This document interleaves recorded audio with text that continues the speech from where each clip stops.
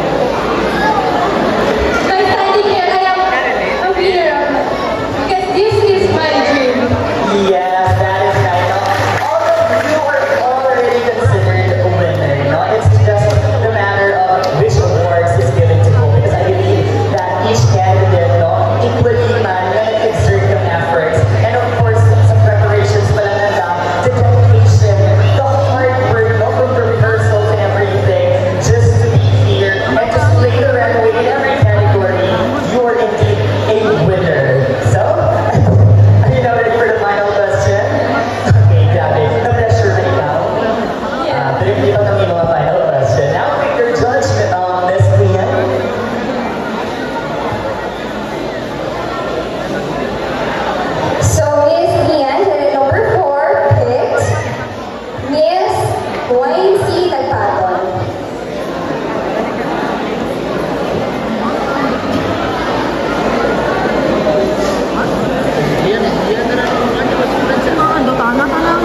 Hello, candidate number 4.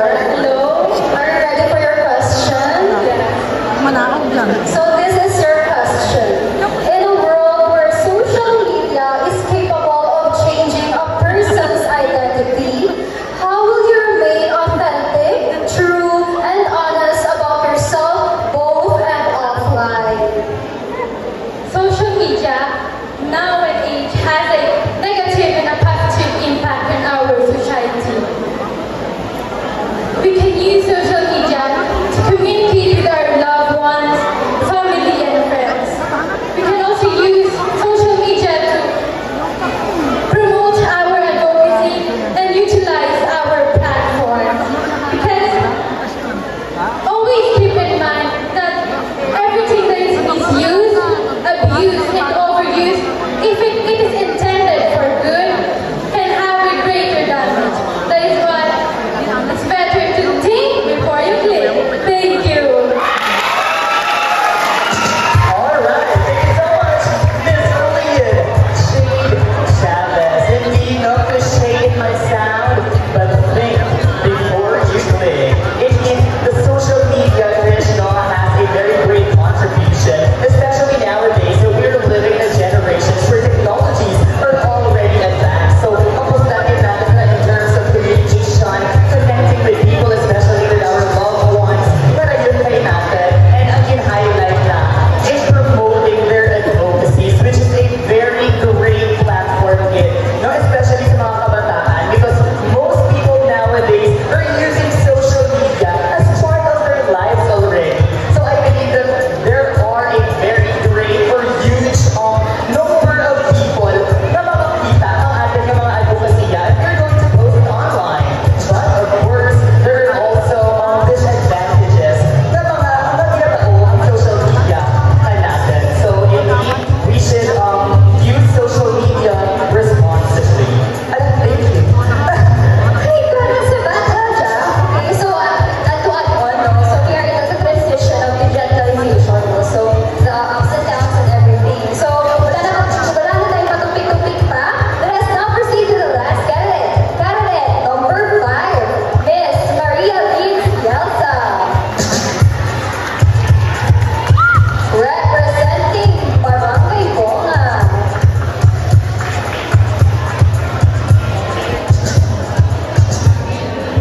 Okay, so good evening. Candidate number 5, Maria Lynn Cielza. How are you feeling tonight? Well, I feel nervous. Wow, feel nervous. That is very normal. No? So, is there anyone na gusto mong pasalamatan sa Pilayang Gabi? Okay, you can use this time para ipasalamatan ang mga tao sa likod ng ating very gorgeous and stunning Maria Lynn Cielza. Well, first, I would like to thank Steve Chairman for inviting us here to join the Ryan 2024. And also to my family and friends who are here tonight to support me, and also to my leaders. Thank you so much. Alright, so Miss Maria Lynn, please pick your judge.